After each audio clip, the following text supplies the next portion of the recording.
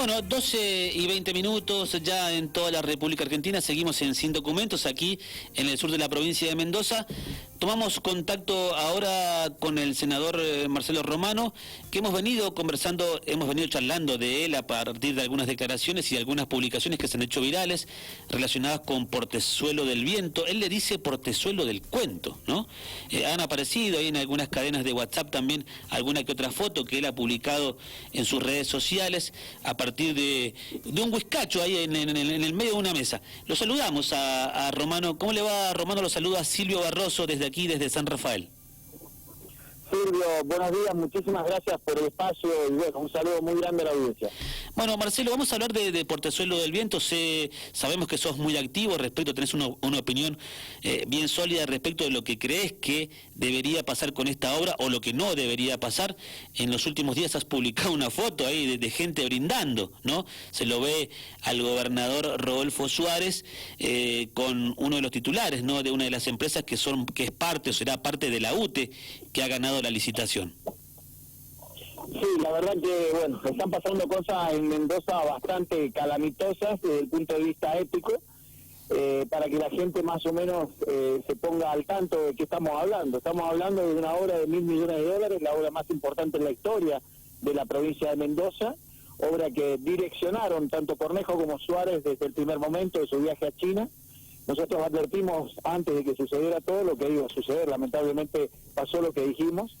Se quedó una empresa china al mando del consorcio que ganó la licitación porque los pliegos estaban direccionados, es decir, pusieron antecedentes o pusieron requisitos que solamente cumplían los chinos. 3 diques como Portezuelo en los últimos 15 años no se han hecho en la Argentina, 3 diques como Portezuelo en los últimos 15 años.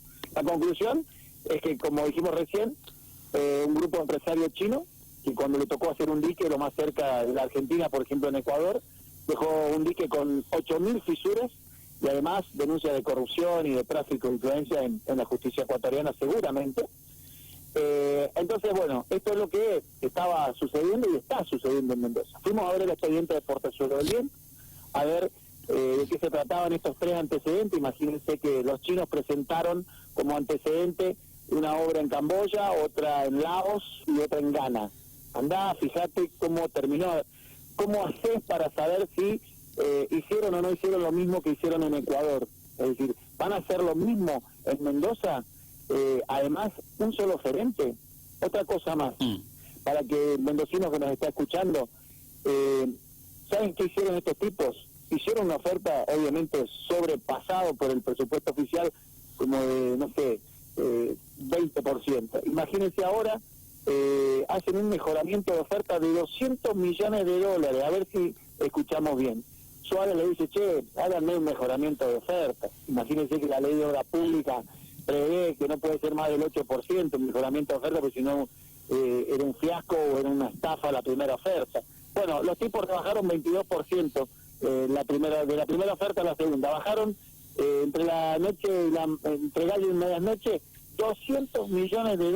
Es decir, ¿qué mostraron o pretendían estafarnos a los ciudadanos de Mendoza con esa obra? Bueno, nosotros fuimos a compulsar el expediente, el gobernador Suárez dio orden de no mostrar el expediente, está blindado. Tengo un dictamen que ni siquiera tiene una firma, donde me dicen no puede ver el expediente. Entonces, esto termina de completar la oscuridad y lo torcido del procedimiento cuando el fiscal de Estado le da luz verde para que siga adelante. Imagínense que el fiscal de Estado es el encargado de cuidar los dineros públicos de Mendoza. Le dice, siga.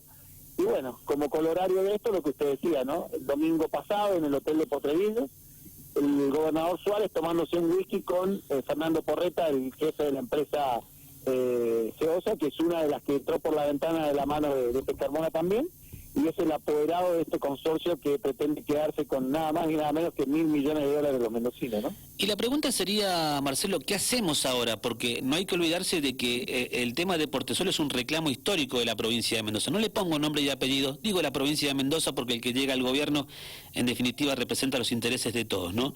Y ahora que la nación cumple con el envío de fondos, esa plata está. ¿qué hacemos? ¿Se hace Portezuelo? ¿No lo hacemos? ¿Qué hacemos con la plata? Porque la gente se pregunta. Y en el medio de todo eso, Marcelo, hay la esperanza de miles de personas que cuando vos decís, hay 9.000 puestos de laburo en juego, también se juega con la desesperación de la gente, ¿no? La gente necesita laburar. ¿Qué hacemos con eso? Bueno, es muy importante su pregunta, la verdad que es muy importante porque el que nos está escuchando precisamente pregunta eso, es decir, la gente que tiene o que está expectante, no solamente de la necesidad de crear fuente de trabajo, sino también de generar la riqueza necesaria para sacar a tantos mendocinos de la pobreza. Bueno, en primer lugar, esto que hemos explicado rápidamente deja parado al proyecto de Portezuelo del Viento de Cornejo de Suárez en el antro de la corrupción, en el antro del tráfico de influencia, en el antro de la oscuridad del procedimiento administrativo que ni siquiera se lo muestran a un senador de la provincia. Entonces, obviamente están hipotecando, tanto Suárez como Cornejo, los $1.000 millones que nos debe la nación. Eso por un lado. En segundo lugar, el cambio climático es una realidad que la verdad está golpeando al mundo. Llegó y los habitantes del mundo primero no habíamos tomado conciencia. Nosotros sí, pero hay mucha gente que no tomó conciencia, que están empezando a ver efectos muy graves del cambio climático, y esto hace que la obra del siglo, como Portezuelo del Viento, se vaya a construir un dique y no haya agua para llenarlo. Entonces hay que pensar que esta sequía que va a venir en los oasis de Mendoza, va a ser muy grave, y que es necesario que esos $1.000 millones, que también van a generar trabajo y mucho, deben ir a parar primero a procedimientos claros y no oscuros y torcidos como estos, porque la mayoría de las cosas que tocan los chinos, como le dije recién en Ecuador, que ustedes siguen ese proceso de Coca-Cola Sinclair que se llama el dique que hicieron en Ecuador, es todo un fraude. Hasta los materiales lo traen de China y lo traen fallado, la mano de obra, si pueden ser todos chinos, mejor. Entonces, lo primero que hay que hacer es pensar cómo vamos a paliar este cambio climático, saber que Portezuelo del Viento no se va a llenar porque no hay agua en el Río Grande, como había hace 50 años, y que obras hídricas en toda la provincia son necesarias, otros embalses como Los Blancos, o el trasvase del Río Grande de la Tuer, o el Cordón del Plata, agua arriba de Potrerillos, y además obras de saneamiento, porque en el caso de la ciudad de Mendoza está flotando en una cloaca gigante que se ha roto, y la verdad que está contaminando las napas freáticas, porque esa es la otra, ¿no? Hay que cuidar el agua subterránea, y sobre todo la salubridad de la gente, de la población. Entonces, todo ese dinero, si se hace en procedimientos claros, transparentes, donde participen todas las empresas y no solamente los chinos, creo que puede generar la riqueza necesaria, el derrame económico necesario, y además solucionar un problema grave del cambio climático que ya prácticamente se ha hecho presente en todo el mundo, ¿no? Marcelo, ya que lo tengo a mano, esto da para conversar y mucho, el tema de Portezuelo, la obra pública en general, ¿no? El tema de las licitaciones, ni hablar, y de quiénes son las empresas que se presentan, y que por ahí siempre son las mismas, ¿no? Que también llama la atención, eso no hace un poquito de ruido que siempre son las mismas empresas, ¿no?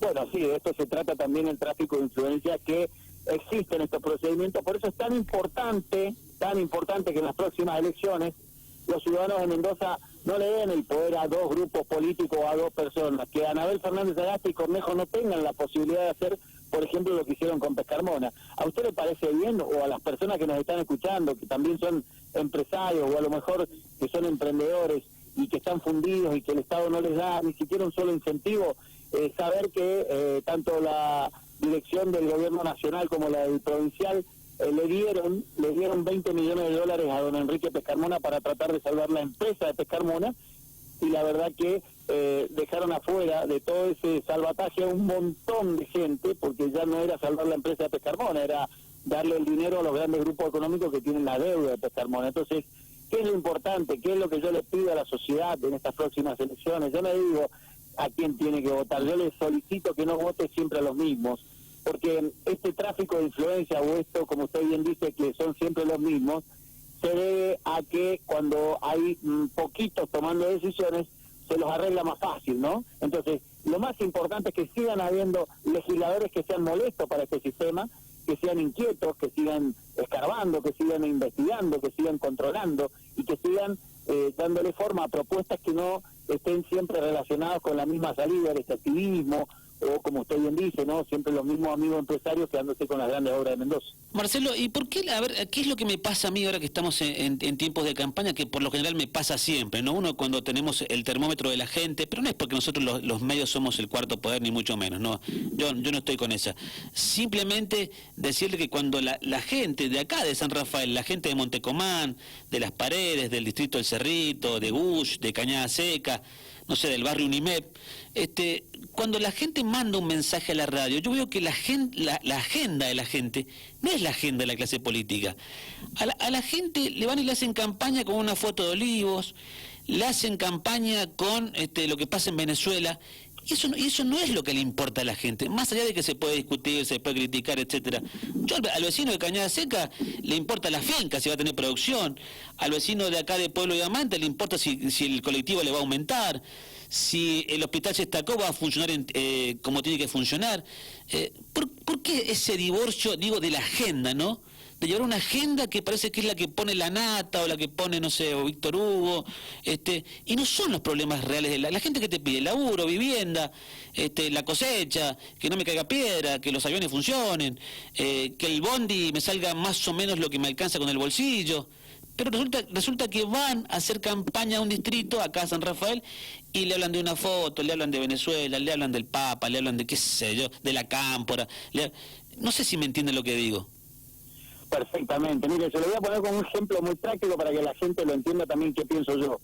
¿Usted nunca le ha pasado que a lo mejor su mamá en su casa, cuando usted era chico, venían los parientes y a veces había una parte de la casa que estaba fea, que no la había pintado, que se había roto, o que olía mal porque las cloacas y usted ponía las visitas en otro lugar, ¿no? Sí. Siempre le trataba de esquivar esos lugares.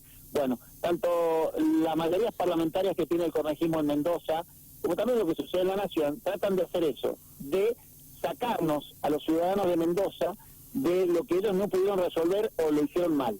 Como usted muy bien dice, nadie habla de que de cada 10 chicos, 6 están pasando hambre. Fíjese lo que le estoy diciendo. 10 chicos, 6 están pasando hambre y no comen 3 veces o 4 veces al día como deberían comer. 6 de cada 10, señor. Y nadie, absolutamente nadie de estos fascinerosos que gobiernan, por ejemplo, Mendoza y que gastan millones de dólares en pauta y en buenos spots, agarrándose o poniéndose la manito en el corazón, como usted dice, tanto la Nata como Morales, de los dos extremos, ¿no?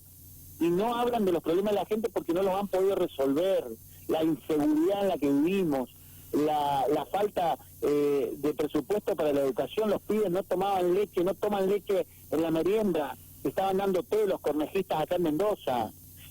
Vaya a cualquier otro sector que requiera una solución del Estado, pregúntele a los productores que usted recién nombró, a los de la llave, a los industriales que estaban necesitando una solución del gobierno. No le han dado una sola, al contrario, la irrigación se la llenaron de políticos. Si usted el agua del desierto se la da a tipos improvisados y empleados de un patrón de estancia, ¿qué puede esperar el desarrollo de un oasis? Esto es lo que sucede. Hablan de cualquier cosa porque los temas que le interesan a la gente no los han podido resolver. Por eso es tan importante que en las próximas elecciones se piense el voto, que no se le dé la hegemonía a dos grupos políticos mayoritarios, porque de lo contrario, mire, si volvemos a partir de las mismas premisas, seguramente vamos a llegar a las mismas conclusiones. Esto significa que si el electorado vuelve a votar lo mismo, va a tener el mismo resultado que viene teniendo hace 35 años o un poco más. Entonces, esto es lo bueno, y gracias a que medios como ustedes, que nos permiten salir a algunos que no tenemos una voz enlatada que baja o desde Casa de Gobierno de Mendoza o desde Buenos Aires, los ciudadanos de Mendoza se empiezan a enterar de un montón de cosas. ¿Por qué? En el caso del cornejismo venden que son austeros y transparentes, y no son ni austeros ni transparentes. Entonces, esto es lo bueno de los medios de comunicación, en el caso como el suyo. Son nexos coordinantes entre una sociedad que mientras más informada, más comunicada y organizada esté, es más difícil engañarla. Por último, a ver, de cosas muy simples que pasan, por ejemplo, en San Rafael, que es lo que a mí realmente me importa como comunicador, ¿no? Obviamente me importa lo que pasa en Mendoza en general, pero siempre voy a lo particular, ¿no? El día lunes, en la noche, se produjo un incendio de gran magnitud en San Rafael, de un secadero ubicado ahí en la avenida Pedro Vargas. Cuando le digo de gran magnitud, senador, los bomberos, el recurso humano del cuerpo de bomberos de la policía de Mendoza, que cumplen funciones acá en la delegación de San Rafael, a ver, la verdad que era para sacarse el sombrero, ponerse de pie, yo lo decía ayer, y cantarle el himno, porque falta de recurso humano, una sola autobomba. ¿Sabe quién arregló la autobomba de San Rafael? ¿Sabe quién la arregló? Los propios bomberos la arreglaron. Tenían un mecánico ahí entre ellos. Una vergüenza. Realmente una vergüenza. Entonces, en época de campaña, que ni Dios permita que se nos incendie un edificio acá en San Rafael, porque estamos todos, pero literalmente al horno, no tienen recursos, no tienen personal, no tienen la ropa, no tienen autobomba. La autobomba iba sin luces porque las luces las tienen rotas. Le meten mano a los propios bomberos para arreglar, bomberos que dependen del Ministerio de Seguridad, ¿no? Y cuando veo que hay legisladores que son nacionales y hablan, cuando esto pasa en San Rafael, están hablando de los cortes de ruta en el puente Pueyrredón. Digo, pero flaco, estás viviendo otra película, a la gente no le calienta a la gente de San Rafael lo que pasa en el puente Pueyrredón. Le importa lo que pasa con los bomberos de acá. No sé si me entiende. Pero por supuesto, este mismo diputado de la Nación que habla y hace esto como los peros, ¿no? Que ponen los huevos en un lado y cantan en otro. Bueno, este diputado de la Nación habla y trata de desviar la situación, porque en materia de seguridad es cierto lo que usted dice con respecto a los bomberos, pero también es cierto que, por ejemplo, los chalecos antibalas de los oficiales de policía que les están comprando son más débiles y más caros. Ese negociado en el Ministerio de Seguridad está oculto. Por eso, este diputado de la Nación habla del corte del puente Pueyrredón, para que la gente mire para aquel lado, porque sabe que, como le dije recién, como la casa cuando llega la visita, tiene la cloaca tapada, la cloaca tapada del Ministerio de Seguridad de este tipo de negociados, ¿no? Con el dinero de la seguridad, chalecos antibalas más caros, más débiles, pero obviamente se lo compran a los amigos del poder, Gustavo Dorf, etcétera. Búsquenlo tranquilamente. Hasta el Diario de la Nación le ha dicho que en Mendoza están negociando con los mafiosos, con los delincuentes que están procesados, y acá no se les mueve ni siquiera un pelo. Ese mismo diputado de la Nación es responsable seguramente de la crisis financiera que tiene la Nación y de la provincia, y que además hoy, por ejemplo, no le permite pagarle lo que le tiene que pagar a aquellos que nos están salvando la vida. Nosotros hemos tenido que hacer en el recinto ayer, nos pusimos una bata, un chaleco de médico con un estetoscopio para que se dieran cuenta que afuera estaban los médicos y los enfermeros pidiendo que le solucionen el tema del sueldo. Claro, la provincia está quebrada. ¿Cómo no va a estar quebrada si la quebraron financieramente, la endeudaron financieramente, la endeudaron en dólares en el año 2017 y ahora hay que salir a pagar esos créditos que se tomaron? Pero bueno, como usted bien dice, nos hacen mirar al puente Pueyrredón, al corte, para esconder la basura que tienen acá en Mendoza. Le mandamos un abrazo, Romano, gracias por el contacto. Gracias a ustedes por el espacio y bueno, muy amables por el trato que siempre nos dan. Gracias. Hasta luego. Ahí la palabra entonces del senador Marcelo Romano, de Ciudadanos por Mendoza, en este caso, bueno, también él dentro del Partido Verde.